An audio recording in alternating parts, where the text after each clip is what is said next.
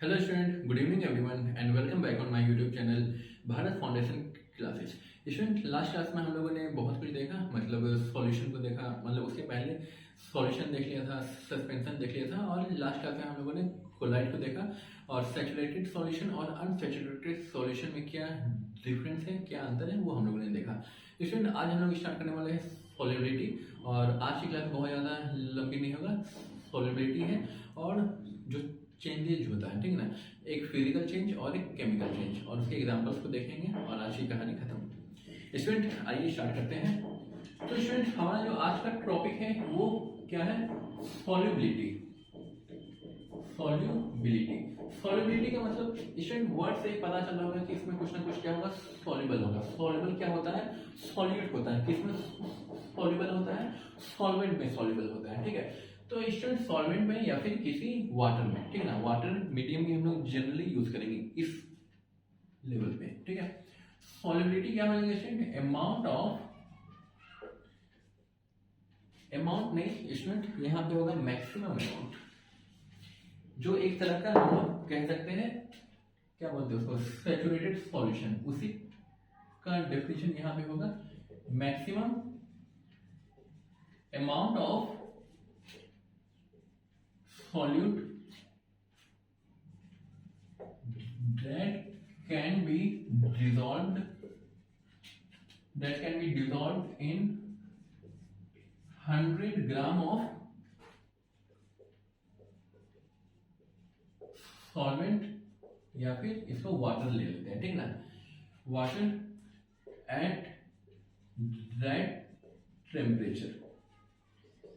Student, at that temperature का मतलब हो जाएगा कि एट अ गिवन और फील्ड, गिवन या फिर किसी फील्ड टेम्परेचर पे, ठीक है। तो उसको कहेंगे, जैसे 100 ग्राम अगर सॉल्वेंट है कोई, ठीक है ना, उसमें हो सकता है कि 50 ग्राम चीनी मिल जाए या फिर 70 ग्राम मिल सकता है किसी टेम्परेचर पे। तो उस पर्टिकुलर टेम्परेचर पे क्या होगा कि जितना मैक्सिमम अमाउंट सॉल्यूट का हम लोग डिजोल्व कर दे, उसको कहेंगे हम लोग सॉल्युबिलिटी, ठीक है। स्टूडेंट, ऐसा तो नहीं होता है कि जो सॉल्युबिलिटी होता है हर सब्सटेंस का एक ही रहता है। आप लोग चीनी मिलाते हैं, ठीक है, और डिजोल्व कर रहे हैं आटा, जो रोटी बनता है तो आटे में हम लोग क्या करते हैं, पानी मिलाते हैं, ठीक है ना। तो स्टूडेंट, अगर जितना चीनी है, ठीक है ना, उतना ही हम लोग आटा ले लें और उतना ही हम लोग पानी भी ले लें, ठीक है ना, तो दोनों को जो हम लोग मिक्स करेंगे तो क्या दोनों का कंसंट्रेशन एक ही रहेगा? नहीं, अलग अलग रहेगा, ठीक है। तो अलग अलग सब्सटेंस का अलग अलग क्या होता है, सॉल्युबिलिटी होता है, ठीक है। और जैसे स्टूडेंट हम लोग और भी ले सकते हैं, जैसे चीनी की जगह अगर हम लोग कोई कलरिंग मटेरियल ले लें, ठीक है ना, तो उसका सब्सटेंस, उसका सॉल्युबिलिटी हो सकता है और भी ज्यादा हो जाए, ठीक है ना, किसी भी पाउडर फॉर्म में, ठीक है। तो स्टूडेंट, यहाँ पे हम लोग लिखेंगे कि डिफरेंट सब्सटेंस या फिर different substances have different solubility. Student, आपके एनसीईआरटी में बस इतना ही है, और इससे दो क्या है, क्या बोलते हैं उसको, एप्लीकेशन है on the basis of temperature and pressure. तो टेम्परेचर को बढ़ाने और घटाने से क्या होगा, और प्रेशर को घटाने बढ़ाने से क्या होगा, आज उसको देखते हैं। स्टूडेंट, इसके एप्लीकेशन अगर हम लोग देखें, एप्लीकेशन में पहला ले लेते हैं हम लोग यहाँ पे टेम्परेचर, और यहाँ पे ले लेते हैं स्टूडेंट नंबर सेकंड में प्रेशर, ठीक है। स्टूडेंट, इस तरीके से मतलब आसान पड़ता है मुझे भी, आपको भी, मतलब कि डिफरेंट वाइज में हम लोग अच्छे से समझ पाएंगे। तो स्टूडेंट, टेम्परेचर को अगर बढ़ाएंगे, ठीक है ना, अगर हम लोग किसी सॉलिड को डिसॉल्व कर रहे हैं तो क्या होगा, if solute dissolve in liquid and temperature increases। अगर कोई सॉलिड, इफ सॉलिड कर दिए हम, if solute dissolve in liquid, कोई सॉलिड को अगर लिक्विड में डिसॉल्व कर दे और उस सॉल्यूशन का टेम्परेचर को बढ़ा दे, तो क्या होगा स्टूडेंट, सॉल्युबिलिटी इंक्रीजेस। अगर पानी में चीनी घुल नहीं रहा है तो टेम्परेचर बढ़ा देंगे, आसानी से घुल जाएगा। ठीक है। और स्टूडेंट अगर प्रेशर का हम लोग अगर निकालते हैं तो क्या होगा, no change in solubility when solid dissolve in liquid and pressure increase है। प्रेशर को अगर इंक्रीज कर देते हैं स्टूडेंट तो सॉलिड जो होता है उस सॉलिड में क्या होगा स्टूडेंट, वो तो उसके बीच में जो गैप है वो क्या रहता है, जो पार्टिकल्स के बीच में जो स्पेस रहता है वो तो पहले से ही मिनिमम है, पहले से ही मिनिमम है। तो क्या होगा, प्रेशर को बढ़ाने घटाने से कोई फर्क नहीं पड़ेगा यहाँ पे। ठीक है ना, तो यहाँ पे अनचेंज्ड रहेगा। अगर जरूरी तो नहीं स्टूडेंट कि सॉलिड को ही लिक्विड में डिसॉल्व कराएं, हम लोग लिक्विड को लिक्विड में डिसॉल्व कराएंगे तो वहां पे केस अलग है, वहां पे सॉल्यूशन बन जाएगा और नहीं भी बन सकता है। अगर student if gases solute dissolve in liquid and temperature increases, इसमें इसका जो कॉन्ट्रास्ट में हम लोग लिख सकते हैं कि सॉल्यूट जो सॉलिड है वहां पे क्या होगा, अगर टेम्परेचर को डिक्रीज कर देंगे तो सॉल्युबिलिटी भी डिक्रीज कर जाएगा। ठीक ना, तो ये स्टूडेंट आप लोग लिख लीजिएगा, यहाँ पे स्टूडेंट लिख लीजिए एंड वाइस वर्सा। ठीक है ना, एक कंप्लीट लाइन को लिखने से बेहतर है कि आप इसी को लिख लीजिए, ये कम करेंगे तो ये भी कम कर देंगे, उसी तरह यहाँ पे लिखेंगे हम लोग। अगर गैस लिक्विड में डिसॉल्व है, ठीक है ना, अगर टेम्परेचर इंक्रीज कर देंगे तो क्या होगा, if temperature increases then solubility decreases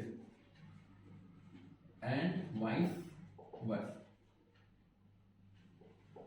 ठीक है, इसका एक बेहतरीन एग्जांपल ये है स्टूडेंट के मछली और पानी। ठीक है ना, स्टूडेंट पानी में क्या है, मछली लोग रहती है, मछली लोग नहीं मछलियां रहती है। ठीक है, तो मछली जो रहती है तो टेम्परेचर अगर पानी का बढ़ा देंगे तो मछली क्या होगा, मर जाएगी ऑब्वियसली। तो मछली मर क्यों नहीं, क्योंकि उसमें जो डिसॉल्व गैस है, सॉल्युबल गैस है, ऑक्सीजन और कार्बन डाइऑक्साइड जो है, तो वो क्या रहता है, डिसॉल्व अमाउंट में रहती है और डिसॉल्व सिचुएशन में ही क्या करते हैं वो लोग, इनहेल एक्सहेल करते हैं। अगर वहां पे टेम्परेचर इंक्रीज कर रहे हैं तो वहां का जो गैसेस है वो क्या होगा, स्किप कर जाएगा, वो वहां से वाटर बॉडी से निकल के एटमॉस्फेयर में आ जाएगा और मछली मर जाएगी। ठीक है, और उसी तरह यहाँ पे स्टूडेंट क्या होगा, उसी तरह स्टूडेंट इसका उल्टा, अगर टेम्परेचर को डिक्रीज कर देंगे तो वहां पे क्या होगा, डिसॉल्व गैस क्या होगा, इंक्रीज कर जाएगा और मछलियां वहां पे अच्छे से फलेंगी फूलेंगी। ठीक है, इसका बहुत एक एग्जाम्पल है स्टूडेंट, बहुत खतरनाक सा एग्जाम्पल है, जो हमारे हम लोगों की वजह से क्या हो रहा है, ग्लोबल टेम्परेचर इंक्रीज कर रहा है, दैट इज ग्लोबल वार्मिंग हो रहा है। तो ग्लोबल वार्मिंग जो हो रहा है तो स्टूडेंट तो ऐसा तो नहीं कि सिर्फ जो लिथोस्फेरिक जोन है वो ही टेम्परेचर गेन कर रहा है, या जो एटमॉस्फेयर है वो गेन कर रहा है। हमारा जो हाइड्रोस्फेयर है जहाँ पे वाटर बॉडी है वो भी टेम्परेचर को गेन कर रहा है, वहाँ गेन नहीं कर रहा, वहाँ को टेम्परेचर को इंक्रीज कर रहा है। गेन करना लॉस करना वो तो प्रॉफिट लॉस वाला बात हो गया, लेकिन वहाँ का भी टेम्परेचर क्या हो रहा है, इंक्रीज कर रहा है। इंक्रीज करने की वजह से क्या होता है स्टूडेंट, ये पैसिफिक ओशन का थोड़ा सा टेम्परेचर क्या है 0.5 आधा डिग्री इंक्रीज कर गया था, तो उसमें लाखों मछलियां मर गई थी। ठीक है ना, तो स्टूडेंट ग्लोबल वार्मिंग पे भी थोड़ा ध्यान दीजिए, फोकस करिए, जितना कम से कम हो उतना बिजली को वेस्ट होने से रोकिए। ठीक है ना, मतलब कि बिजली वेस्ट ना करिए, कुछ भी चीज वेस्ट नहीं करना चाहिए। ठीक है, और यहाँ पे स्टूडेंट अगर गैसेस डिसॉल्व हो रहा है और प्रेशर को इंक्रीज कर देंगे हम लोग, if gases dissolve in liquid and pressure increases then solubility increases। क्यों स्टूडेंट, क्योंकि लिक्विड में क्या है, लिक्विड में बहुत सारा स्पेस रहता है एज कम्पेयर टू सॉलिड। तो लिक्विड में क्या है स्टूडेंट, स्पेस है, और गैसियस मॉलिक्यूल के दो गैसियस पार्टिकल के बीच का जो स्पेस रहता है वो बहुत ज्यादा होता है। ठीक है ना, अगर टेम्परेचर को अगर प्रेशर को इंक्रीज कर रहे हैं तो वो जो गैसियस मॉलिक्यूल है वो लिक्विड के अंदर क्या होगी, डिसॉल्व कर जाएगी। तो मतलब यहाँ पे सॉल्युबिलिटी क्या होगा, इंक्रीज कर जाएगा अगर प्रेशर को इंक्रीज करते हैं तो। ठीक है स्टूडेंट, बस इतना ही था हमारा टेम्परेचर और प्रेशर का एप्लीकेशन। इसके बाद हम लोग देखेंगे कि फिजिकल चेंज और केमिकल चेंज क्या होता है स्टूडेंट, उसको भी हम लोग ऐसे ही देखेंगे कंपेरिजन में। ठीक है ना, इससे समझने में भी आसानी होगी स्टूडेंट। यहाँ तक आप लोग नोट करिए।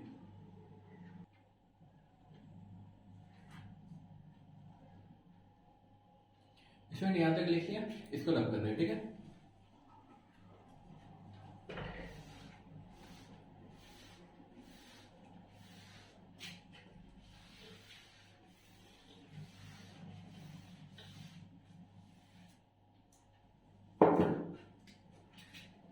On the basis of change, तो नंबर 1 में क्या है स्टूडेंट, फिजिकल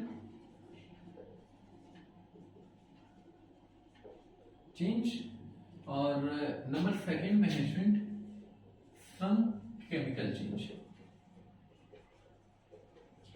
जिसमें कुछ रिएक्शन इन्वॉल्व होंगे और यहां पे कोई रिएक्शन इन्वॉल्व नहीं होगा। ठीक है, नंबर ए में क्या हो सकता है स्टूडेंट, फिजिकल चेंज। यहां पे कोई नया सब्सटेंस नहीं बनेगा। ठीक है ना, यहां पे लिख सकते हैं student no new substance are formed, only state can be change. ठीक है ना, स्टेट कैन बी चेंज, बदल भी सकता है नहीं भी बदल सकता है। जैसे पानी को अगर हम लोग हीट देंगे तो क्या होगा, वेपराइज हो जाएगा, लिक्विड से गैसेस स्टेट में पहुंच जाएगा।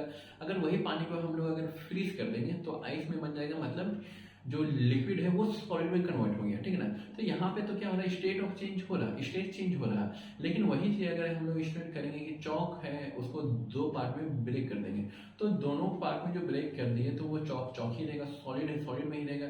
सॉलिड अगर उस चौक को फ्रीजर में डाल देंगे तो वो चौक ही रहेगा। ठीक है ना, उसको हीट करेंगे तो भी वो चौक ही रहेगा। तो यहाँ पे क्या होगा स्टूडेंट कि कोई नया सब्सटेंस नहीं बनेगा, सिर्फ जो स्टेट है वो चेंज होगा। इस केस में क्या होगा student, number a new substance या फिर न्यू सब्सटेंसेस आर फॉर्म्ड। ठीक है, वहां पे नया सब्सटेंस बन रहा, स्टेट सेम भी रह सकता है और चेंज भी हो सकता है। ठीक है, यहाँ पे क्या हो जाएगा स्टूडेंट, पहला तो लिख दिए कि कोई नया सब्सटेंस नहीं बनेगा। तो ये जो चेंज है स्टूडेंट, पानी जो हम लोग बर्फ में चेंज कर दिए तो क्या हमेशा जिंदगी भर बर्फ में ही रहेगा, नहीं, पानी में भी चेंज हो सकता है। तो मतलब हम लोग ये कह सकते हैं कि these changes are temporary। ठीक है, और यहां वाला जो चेंज होगा स्टूडेंट आर परमानेंट।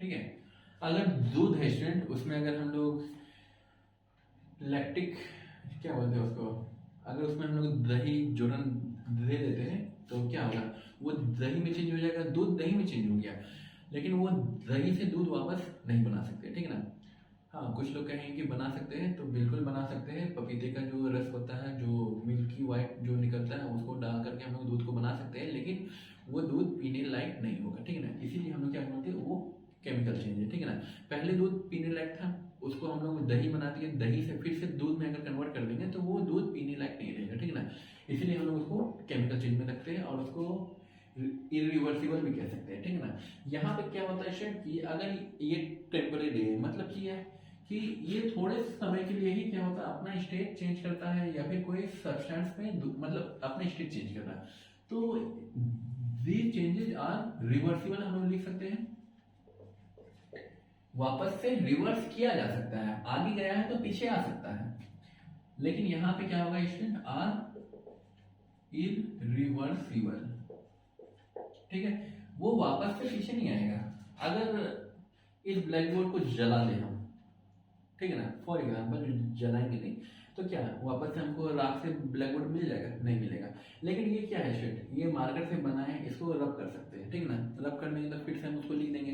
तो ये एक तरह का क्या हो गया, फिजिकल चेंज हो गया जो रिवर्सिबल है, और यहाँ पे क्या है स्टूडेंट, इरिवर्सिबल है। जैसे ये मार्कर क्या है स्टूडेंट, ये टेम्परेरी मार्कर है, पहले ब्लैक बोर्ड क्या, ये व्हाइट बोर्ड क्या था, व्हाइट था, अभी हम इस पे लिख दिए हैं।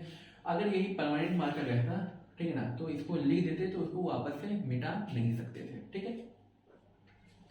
स्टूडेंट नंबर 4 क्या हो जाएगा, इसके साथ साथ हम लोगों को यहाँ पे जो मास का जो चेंज होता है, ठीक है ना, वो हम लोगों को देखने को नहीं मिलेगा। तो मास ऑफ सब्सटेंस डजंट या फिर डज नॉट अल्टर, ठीक है ना। 1 kg बर्फ अगर हम लोग लाए हैं, उसको अगर हम लोग क्या कर देंगे, उसको मेल्ट करा देंगे, तो हम लोगों को 1 लीटर ही पानी मिलेगा, ठीक है। यहाँ पे क्या होगा student, mass of substance doesn't alter, और यहाँ पे मास कैन बी अल्टर, ठीक ना। मास, यहाँ पे mass of new substance formed can be alter, can be alter हो सकता है चेंज हो जाए, ठीक है ना। इसमें देखा कुछ एग्जाम्पल हम लोग लिखेंगे और आज की जो क्लास है यहीं पे ओवर करेंगे। इसमें देखा एग्जाम्पल क्या हो जाएगा, मेल्टिंग ऑफ आइस, ठीक है, बॉइलिंग ऑफ वाटर, ठीक है, और मेल्टिंग ऑफ वैक्स, मोमबत्ती का मेल्ट करना। स्टूडेंट ये जो बर्निंग ऑफ वैक्स हम जो कैंडल्स करते हैं, वो केमिकल चेंज भी है, फिजिकल चेंज भी है। उसमें जो रस्सी होता है वो रस्सी वापस से मिलती नहीं है, ठीक है ना, लेकिन जो वैक्स होता है वो हम लोगों को वापस से मिल जाता है, ठीक है। तो बर्निंग ऑफ कैंडल जो है, अगर मेल्टिंग ऑफ वैक्स है तब तो वो आपका फिजिकल चेंज होगा, लेकिन जो बर्निंग ऑफ कैंडल होगा वो आपका दोनों ही चेंज शो करेगा, ठीक है। और क्या हो जाएगा स्टूडेंट, ब्रेकिंग ऑफ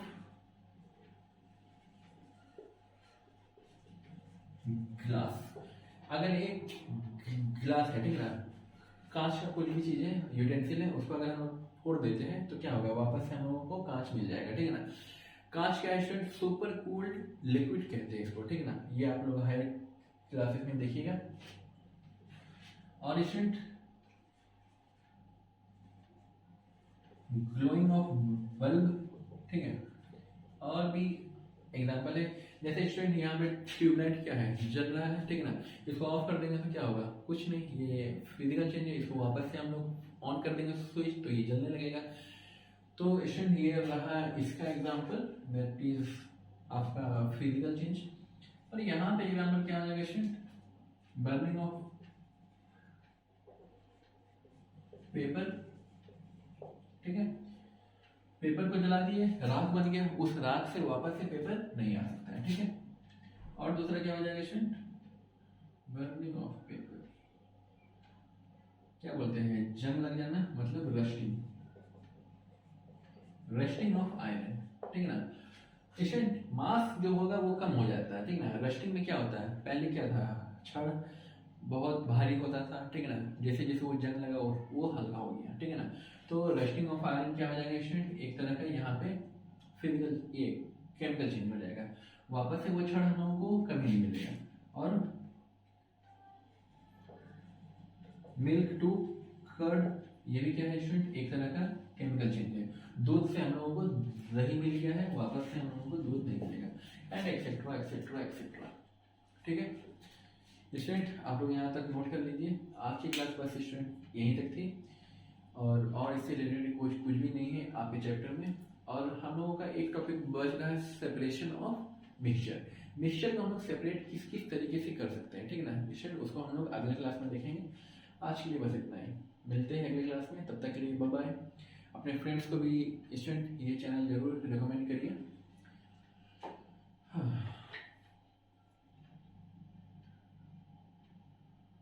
ठीक है स्टूडेंट, रखा जाए, मतलब अब मुझे चलना चाहिए, 5 सेकंड में ये ऑफ कर देंगे। स्टूडेंट इससे रिलेटेड जो भी क्वेश्चंस है आपके एनसीईआरटी में, आप लोग उसको सॉल्व करिएगा, ठीक है ना। स्टूडेंट जानते हैं हम कि भाई मैथ्स के अलावा कोई और चैप्टर का मतलब फिजिक्स केमिस्ट्री बायो हो गया है, स्टार्ट कर ही दिए हैं, लगभग सिलेबस हाफ ईयरली कंप्लीट हो गया है, क्वेश्चन नहीं करवाया, ठीक है ना। तो क्वेश्चन हम लोग लास्ट में देख लेंगे, ठीक है ना। ऐसा नहीं कि आप लोग मेरे भरोसे पे रहिए, आप लोग भी अपना क्वेश्चन आंसर को बनाइए। क्वेश्चन आंसर चैप्टर को अच्छे से समझा दिए तो क्वेश्चन आंसर अपने से बनाया जा सकता है, ठीक है। स्टूडेंट कोशिश करिए, अगर नहीं बनेगा तो कमेंट बॉक्स ओपन है, आप लोग कमेंट करिएगा तो क्वेश्चन आंसर भी यहाँ पे करवा देंगे, ठीक है। ठीक है student, bye bye, see you soon.